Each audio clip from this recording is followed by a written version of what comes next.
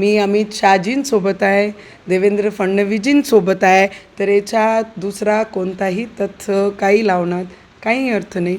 मी त्यांच्यासोबत होती, आहे आणि राहणार. विधानसभेत रवीजी आहे आणि केंद्रामध्ये मी त्यांच्यासोबत आहे. नवनीत राणाचा एकट्याचा नाही आहे.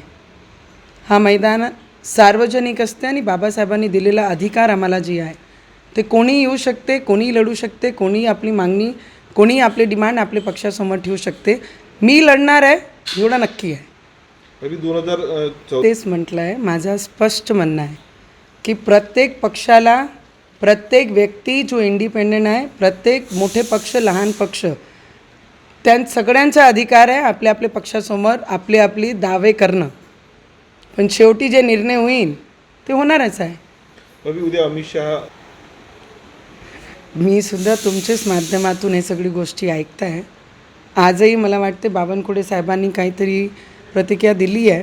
काय तुम्ही अजूनही पालकत्वाची वाट पाहताय? 95,000पेक्षा अधिकच्या कुटुंबाचे आयुष्य आनंदाने भरले आहे. आजच कॉल करा आणि मिळवा फर्टिलिटी ट्रीटमेंटवर सूट आणि सर्वांना द्या आनंदाची बातमी. की हे फक्त युवकांचा मेळावा आहे आणि one of the youngster Navneet Rana आहे जे आमचे घटकसोबत आहे, म्हणून ते इथे येणार आहे. तर चर्चेमध्ये आहे म्हणजे चांगलं आहे. आम्ही इम्पॉर्टंट ठेवतो आहे प्रत्येकाच्या जीवनात, तर तेवढी तर आनंद घेतोच आम्ही त्या गोष्टीचं. आमचे जेवढेही कार्यकर्ता आहे, आम्ही आमचे कार्यकर्त्यांसोबत बोलत असतो. आम्ही एक परिवार म्हणून आमचे कार्यकर्त्यांना घेऊन चालत असतो. त्यांच्यासोबत चर्चा करूनच प्रत्येक गोष्टी आम्ही पुढे जात असतो. तर त्यांच्या मनात जी एक्साइटमेंट आहे, ते एक्साइटमेंटला मी सुद्धा समजू शकते की पुढे काय आहे म्हणून. कधीपर्यंत ही एक्साइटमेंट क्लिअर होणार आहे? माझी एक्साइटमेंट प्रत्येक दिवशी मी काम करत असताना प्रत्येक दिवशी एक नवीन एक्साइटमेंट मी घरातून बाहेर निघते आणि त्या एक्साइटमेंटसोबत मी काम करते.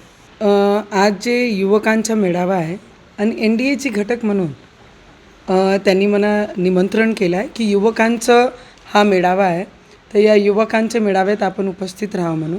आणि युवकांना येणारं भविष्य काय आहे, आपण कशाला काय केलं पाहिजे, त्याच्यासाठी हा मेळावा आहे. तर त्याच्यासाठी कशाला नागपूर म्हणजे मेळाव्यामध्ये कशाला व्यासपीठ भाजपचं आहे, तर आम्ही त्यांच्यासोबतच आहे.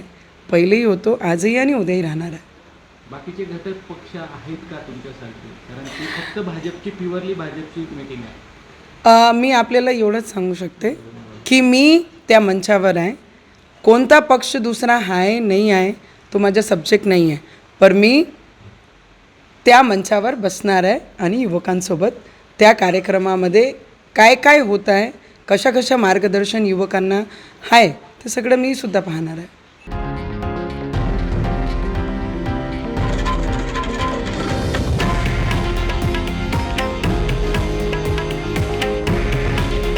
हे आहे देशातील नंबर 1 न्यूज नेटवर्क आणि आपण पाहत आहात TV9 मराठी. काळजी तुमची, हित महाराष्ट्राचं.